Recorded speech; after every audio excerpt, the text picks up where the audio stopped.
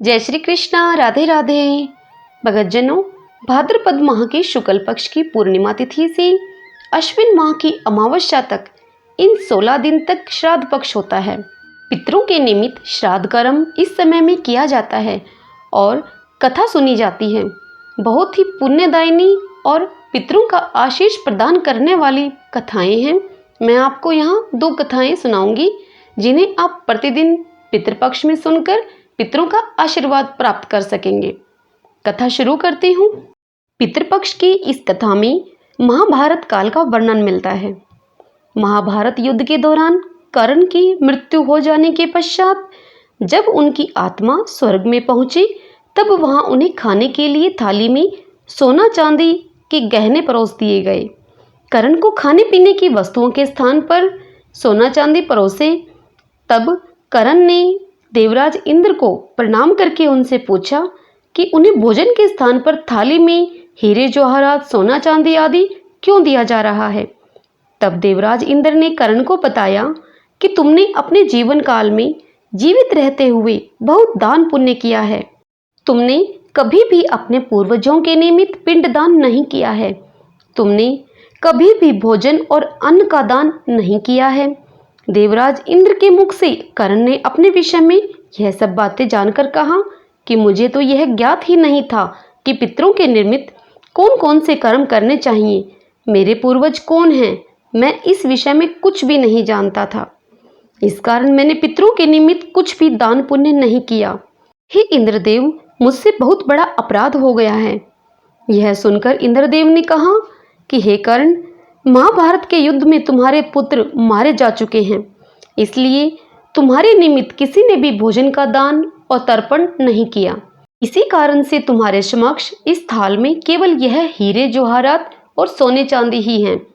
तत्पश्चात इंद्रदेव ने कर्ण को उसकी गलती सुधारने का अवसर दिया और उसे 16 दिन के लिए पृथ्वी पर वापस भेज दिया।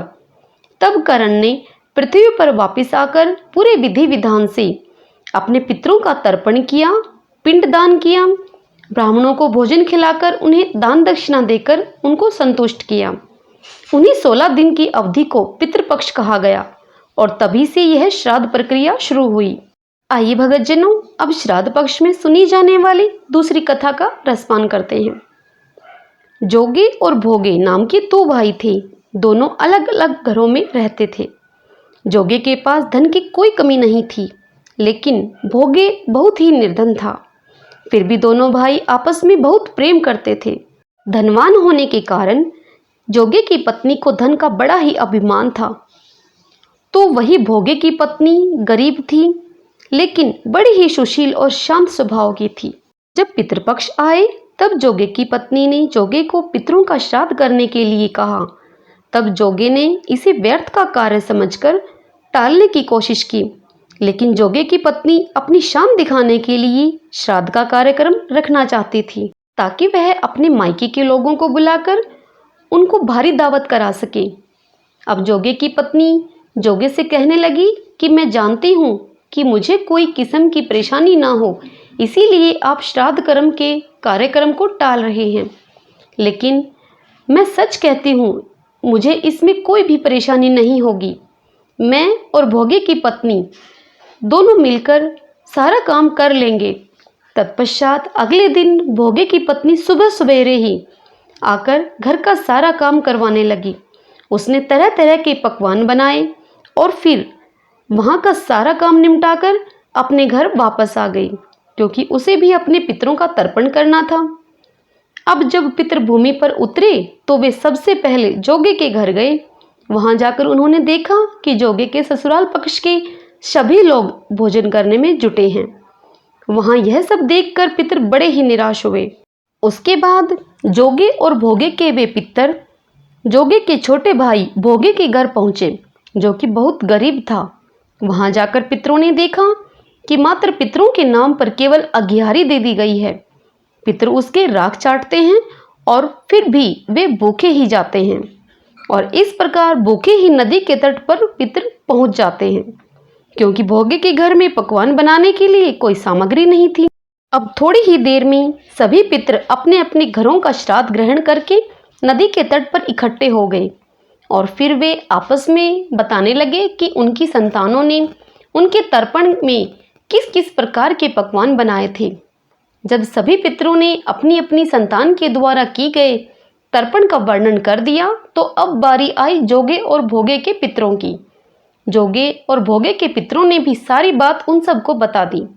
अब वे सोचने लगे कि भोगे निर्धन नहीं होता तो शायद हमारा श्राद्ध करने में बड़ा समर्थ होता और उन्हें इस प्रकार भूखा वापस नहीं आना पड़ता, क्योंकि भोगे के घर में तो खाने के लिए 2 जून की रोटी भी नहीं थी। ये सब बातें सोचकर पितरों को भोगे पर दया आ गई और अचानक वे सब पितर नाच नाच कर गाने लगे कि भोगे के घर में धन हो जाए, भोगे के घर में धन हो जाए। इस तरह बोल बोल कर भोगे के पितर भोगे को आशीर्वाद देते रहे। अब शाम का समय हो गया था, लेकिन भोगे के घर में खाने के लिए कुछ भी नहीं था। उसके बच्चे सुबह से ही भूखे थे। अब उन बच्चों ने अपनी माँ से कहा कि माँ, हमें बहुत तेज भूख लगी है। तब उन बच्चों की माँ ने उनको टालने के लिए गुस्से में भरकर बोली कि जाओ, आंगन में जो होदी रखी है उसे जाकर खोल लो, उसमें तुम्हें जो भी कुछ मिले तुम सब आपस में बांटकर खा लेना। फिर बच्चों ने होदी खोलकर देखी। तब वे बच्चे दौड़े दौड़े अपनी माँ के पास वापस आकर कहने लगे, माँ माँ, उस होदी में तो मोहरें भरी हुई हैं। बच्चों की माँ अर्थात भोगे की पत्नी ने जब यह बात सुनी तो वह दौड़ी दौड़ी आंगन में रखी उस होदी के पास गई और उसने देखा कि होदी तो सचमुच ही मोहरों से भरी हुई है और वो मोहरें भी सोने की हैं। यह देखकर उसके आश्चर्य का ठिकाना नहीं रहा और इस प्रकार भोगे भी धन धान्य से परिपूर्ण हो गया। अब उसके घर में भी धन धान्य के भंडार भर गए, लेकिन भोगे को धन का बिल्कुल भी घमंड न हुआ और अगले वर्ष भोगे और उसकी पत्नी ने भांति भांति के व्यंजन बनाकर पूरे श्रद्धा भाव के साथ अपने पितरों का श्राद्ध किया। तत्पश्चात उन्होंने उस समय ब्राह्मणों को बुलाकर उन्हें भोजन भी करवाया। इस प्रकार करने से उनके पितृ प्रसन्न होकर उन्हें आशीर्वाद देकर धरती से वापस चले गए। सब बोलो विष्णु भगवान की जय। भक्तजनों, यह थी वह 2 कथाएं जो पितृपक्ष में सुनी जाती हैं। उम्मीद करती हूँ कि आपको यह दोनों कथाएं पसंद आई होंगी, यह आपके लिए उपयोगी होंगी और आप इन्हें सुनेंगे। यदि पसंद आए तो वीडियो को एक लाइक तो बनता है और इस वीडियो को शेयर करें और पुण्य कमाएं। जय श्री कृष्णा, राधे राधे।